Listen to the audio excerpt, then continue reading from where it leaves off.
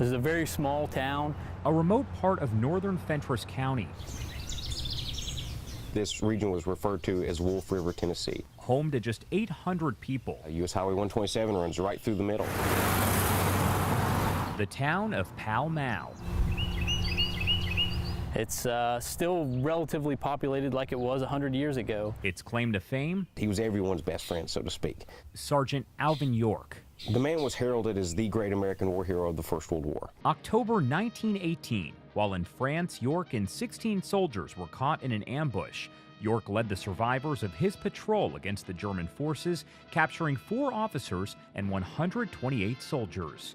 His actions earned him more than 40 awards, including the Congressional Medal of Honor and a hit movie based on his life. York, take over. The only non-com left. The rest of you keep under cover. When Sgt York passed away in 1964, he could have been buried at Arlington National Cemetery, but he had already chosen to be laid to rest here at home in Fentress County. According to the family, he said that Pall Mall is where I was born, it's where I lived, where I will die, and where I will remain. The funeral for the sergeant, September 3rd of that year. It was the largest event that had ever been seen in the valley. Well over 6,000 people attended. They came from all over the state, the nation, from overseas. The town of Pall Mall, now a monument to York.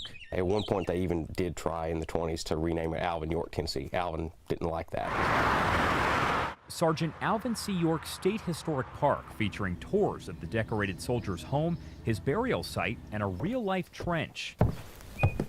During our big events each year, we're looking at 4,000 or 5,000 people. So for a town that's very small, there's a very big economic impact to this area just with this park being here. For 2017, the park estimates it saw 250,000 visitors. We do our best to preserve it as best as we can, exactly as it was when they were here, to show that snapshot of life. Everything that motivates us and what drives us here is to share that story, because if that story fades away, we lose everything. And the legacy of Sgt York, something this town will never let fade.